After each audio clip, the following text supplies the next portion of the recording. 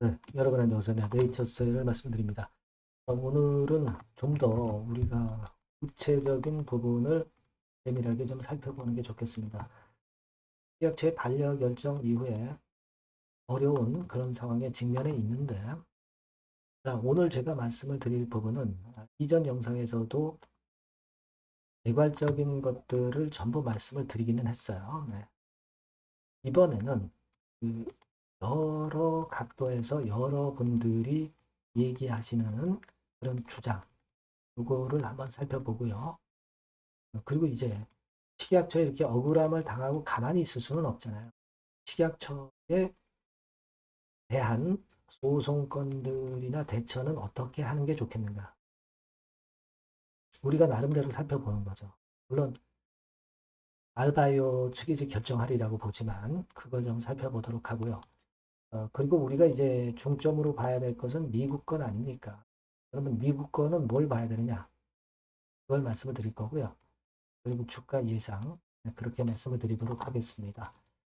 자, 그리고 영상의 끄트머리에는 제가 승부주를 말씀을 드리니까 네, 이것도 여러분들 꼭 대박 내시기 바라고요. 네이처셀 바로 말씀을 드리겠습니다. 어려운 가운데 여러분들의 구독, 좋아요, 알림 설정 대단히 감사드리고 있고요. 그리고 오늘 판단은 제가 또 드리겠지만 또 이제 재료나 수급이나 여러 가지 건들이 쏟아져 나올 겁니다. 그걸 보면서 오늘 이후 장중 상황에서의 긴급한 정보나 판단은 텔레그램 방에서 무료로 도와드리고 있습니다. 네이처셀 장 네, 이렇게 문자를 주시면 제가 최선을 다해서 끝까지 여러분들 도와드릴 거예요. 문자를 주시면 텔레그램 방에 초대를 해드릴 겁니다. 문자 꼭 주세요. 자, 여러분 일단 제가 정리를 한번 해봤어요. 이거 한번 보시면서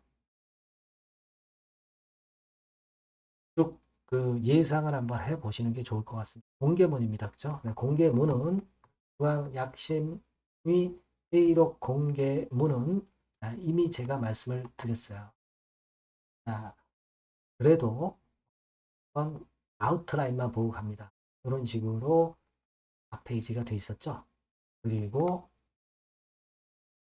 적자 발언 요지 해가지고 경과 과정이 있었다고 제가 말씀을 드렸습니다.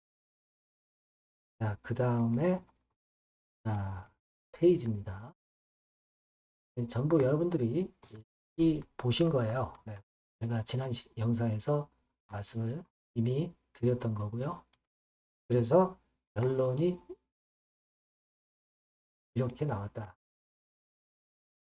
9명이 타당하지 않다. 의견을 줬다. 이렇게 제가 말씀을 드렸습니다.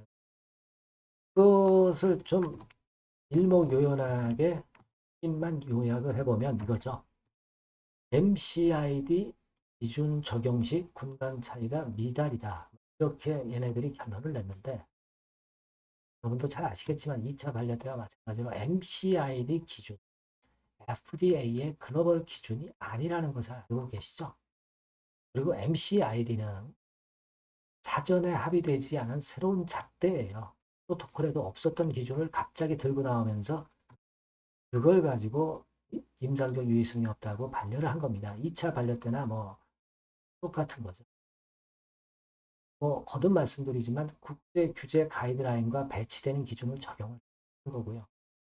사전에 경기 룰을 알려주지 않고 또는 알려준 룰하고 다르게 룰을 적용해서 판정을 내린 거나 똑같은 거예요.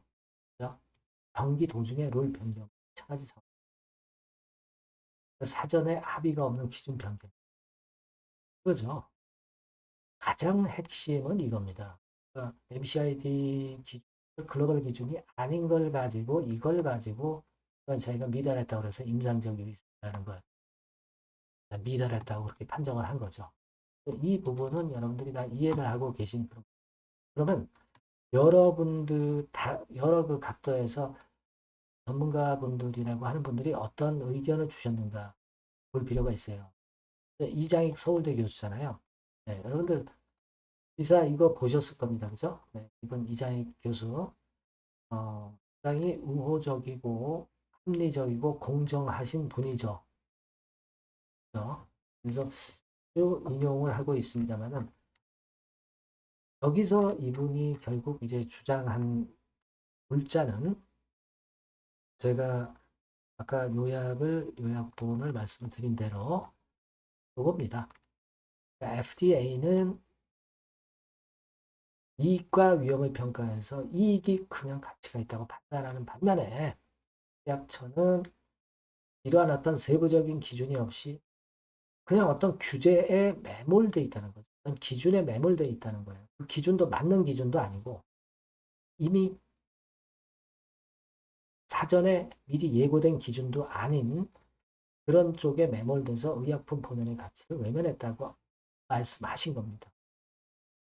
그리고 두 번째 이야기도 새겨들어 볼 필요가 있습니다. 식약처가 조인트 스템 3상 계획을 승인했을 때는 임상적 유의성을 판단 기준으로 삼지 않았거든요. 근데 심사 단계에서 갑자기 임상적 유의성이라는 걸 얘기를 하면서 이걸로 반려가 된 겁니다. 일전에도 말씀을 드렸지만 미국 같은 경우는 통계적 유의성이 있으면 임상적 유의성도 있다고 그렇게 인정을 해주죠. 그런 차이예요. 그리고 이분이 얘기하신 게 국내 기업이 개발한 세포 유전자 치료제에 대해서는 소극적인 태도를 보인다. 근데 외국에서, 미국에서 FDA 승인을 받은 글로벌 제약사의 세포 유전자 치료제는 쉽게 허가를 내준다. 이 일관성이 있는 겁니까? 이거 사대주의 아닙니까? 그러면서 왜 글로벌 기준 MCID 기준은 인정을 안 해? 미국에서 글로벌 3종 세트 받은 거는 왜 인정을 안 해줘? 기준이 왔다 갔다 하는 거예요. 그 이야기를 해 주셨습니다. 그리고 여러분 뭐 K바이오 솔루션 대표 강 대표 아시죠? 이분이 이제 영상도 올리고 전문적인 주장을 많이 해 주시면서 도움을 많이 주시는 분이죠. 이분이 이제 이야기를 한 거, 그거 요점을 본다면, 자, 약심회의나 재신청 심사는 모두 필요 없었다. 모든 자료가 무용지물이었다.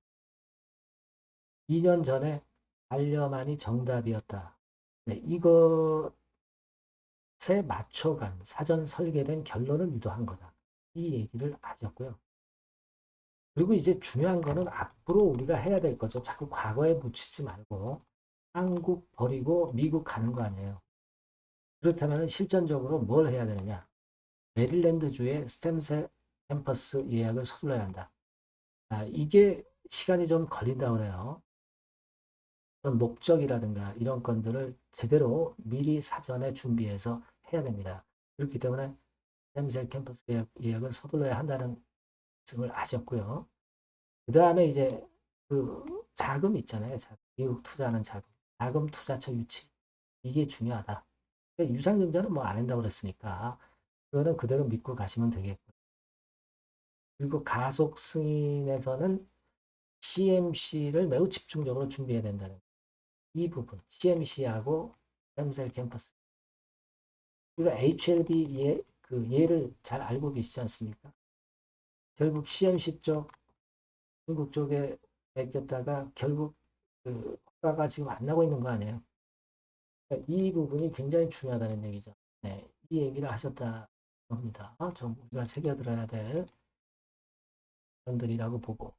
그리고 이런 것들이 하나의 그 주가 반전에 하나하나가 반전의 모멘텀이 된다는 거예요. 그렇게 보실 필요가 있고.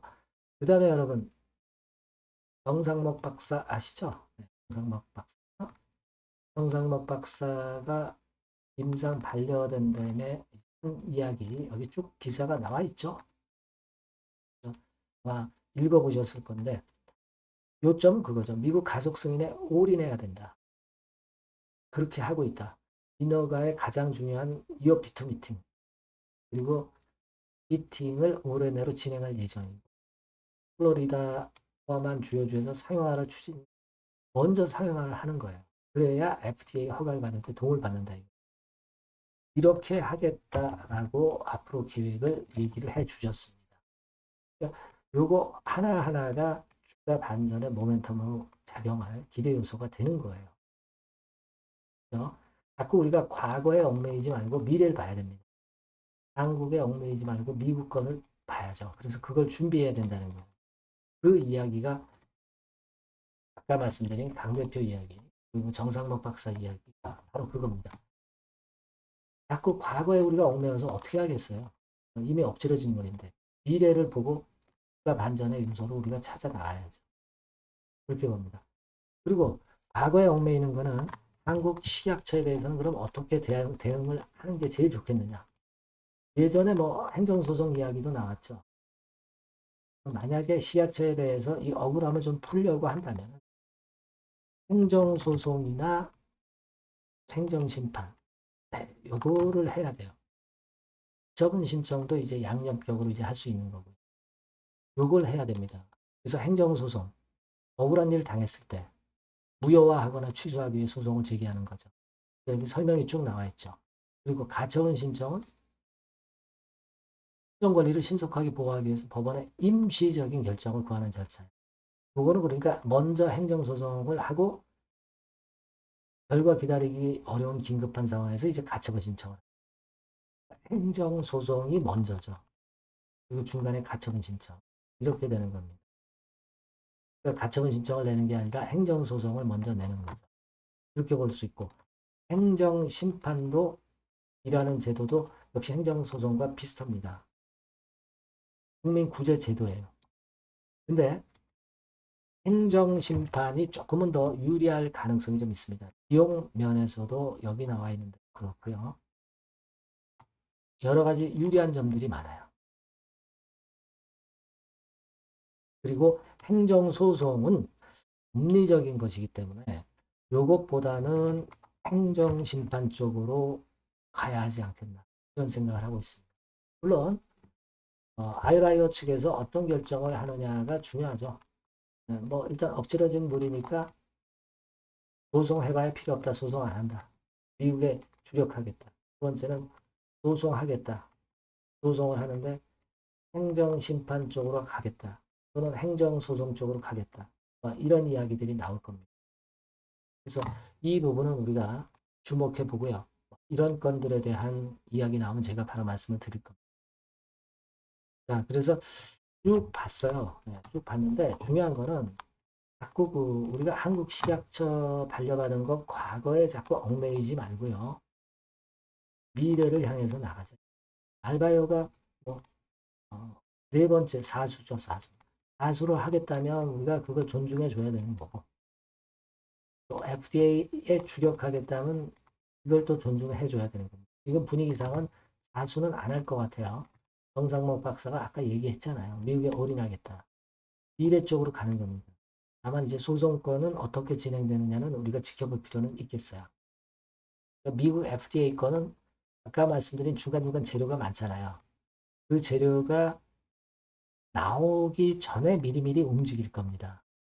그 타임을 잘 봐야 되겠고 그렇게 해야 될 것 같아요. 다만 이제 주가 자체는 지금은 V자로 반전은 안 됩니다. 그죠? 그 점은 좀 감안해서 여러분들이 좀 보수적으로 좀 움직여야 된다는 거.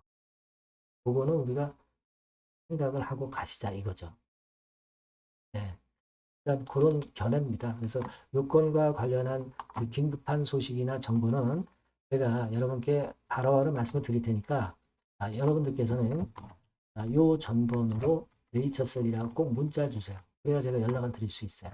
아니면 무료 텔레그램 방 들어오셔도 좋습니다. 네이처셀 입장이라고 문자를 주시면 텔방에 초대를 해드려서 제가 끝까지 도와드릴 겁니다. 꼭 문자를 주시는 것이 대단히 중요하다고 저는 봐요. 그렇죠? 네. 그렇게 말씀드렸고요. 제가 승부주를 말씀드린다고 그랬죠. 지금 말씀드릴게요. 여기서는 한번 대박 내보시기 바랍니다. 네, 여러분, 이번에 여러분들이 승부를 꼭 걸어볼 종목입니다. 승부주죠, 승부주. 말 그대로 꼭 승부를 한번 걸어보실 필요가 있다. 겁니다. 자, 섹터는 여러분, IT 섹터예요. 그러니까 IT 섹터인데, 여러분, 이게 뭐하고 관련되냐면요. AI 쪽, 그리고 반도체 쪽, 그리고 디스플레이. 이쪽에 모두 연관이 되는 겁니다. 네. 그리고 가격대는 3,000원에서 7,000원. 자, 부담이 작은 매력적인 가격대죠, 여러분. 그죠? 네. 따라서 시총도 뭐 크지 않습니다. 시총도 한 1000억에서 2500억 정도. 가벼운 이점이 있는 데다가 탄력받으면 무섭겠죠. 네, 탄력받으면 시세가 무서울 겁니다. 위쪽으로 가는 게. 투자 기간은 이제 짧게는 1개월. 가장 기간이 오래 걸려도 3개월이에요. 되게 1, 2개월 안에 승부를 볼 수 있는 네, 그런 승부입니다. 네. 자, 그리고 차트를 한번 여러분들께 잠깐 보여드릴게요. 자, 차트는 이렇게 생겼어요. 그러니까 주봉 차트인데 여러분 그동안 계속 조정을 받다가 드디어 바닥을 부성을 하고 이제 막 튀어 올라가려는 타임이죠. 그죠? 예. 그러니까 이런 걸 뭐라 그래요? 바닥권에서 올라가기 시작하는 상승 초기 패턴이라고 그러죠. 네, 상승 초기 패턴입니다, 여러분. 월봉 같은 경우도 보면은 뭐 유사하죠. 네, 월봉도 이런 정도 흐름을 보여주고 있습니다. 하지만 뭐 우리가 이 정도까지 길게 보려고 이제 월봉 보는 건 아니고요. 이게 주봉 정도 보고 매매하시면 될 것 같아요. 확신을 갖고 매매하시면 될 것 같습니다. 그렇게 말씀드릴 수 있는 종목이고 네, 수급을 보면은요. 외인이 사실 그 이때부터 사기 시작했어요. 사다가 파는 듯 싶다가 다시 사고 파는 듯 싶다가 다시 사들어 오고 있어요, 지금. 그러니까 점증한다는 얘기예요. 순매수가 점점점 점증하는 패턴이기 때문에. 그러니까 티를 내고 사지 않고 이런 식으로 해서 나중에는 이제 계속 연속 매수가 들어오겠죠. 네, 그런 식으로 전개가 될 종목이다. 이렇게 보시면 될 것 같습니다. 네. 목표는 이제 더블 가격이에요. 네, 더블 가격 정도 본다. 네, 이렇게 말씀드릴 수 있는 종목이에요. 그리고 더블 시세가 왜 가능할까? 이 부분인데요. 여러분이 IT 기기가 어떤 그 중간중간 그 새로운 기기가 나올 때마다 혁신이 일어날 때 이 혁신과 관련된 새로운 혁신적인 기기들은 엄청난 꿈의 시세를 냈어요. 그러니까 이 혁신적 IT 기기가 나올 타임이 도래해서 이 건과 관련한 선두 대장이라는 얘기입니다. 이게 모멘텀이에요. 그리고 이게 필수적으로 그 미래 IT 기기에 필수적으로 들어가는 재료와 관련된 종목이기 때문에 더욱더 각광을 받을 수 있다는 거예요. 그 초핵심 기술을 한국산화를 이미 성공을 해놨어요. 오케이 됐단 말이죠. 그리고 경쟁이 처지면 안 되잖아요. 근데 글로벌 타 경쟁 제품들에 대비해서 초소형, 굉장히 가볍다. 초경량. 자, 작고 가볍다. 굉장히 작고 초소형. 그리고 가볍다. 초경량. 이런 제품이기 때문에 메리트가 상당히 커졌다. 이런 얘기입니다. 그리고 중요한 거는 이게 타임이 안 맞으면 안 되잖아요. 뭐 1, 2년 후에 나올 거 무슨 소용이 있겠어요. 한두 달 내에 이 제품 관련해서 큰 이슈가 등장이 됩니다, 여러분. S기업에서 8, 9월에 이 기업 관련해가지고 혁신적 제품을 등장을 시켜요, 여러분. 아시겠습니까? 네, 이게 우리가 지금 현재 최소한 더블이 가능한 이유로 보는 승부주인 겁니다. 아시겠죠? 그러니까 여러분들 요거 꼭 이번에 해보세요. 승부를 한번 걸어보십시오. 승부주라고 문자를 주시면 돼요. 괜찮죠? 승부주라고 꼭 문자를 주셔서 이번에 한번 쟁취하시기 바랍니다. 네, 감사합니다.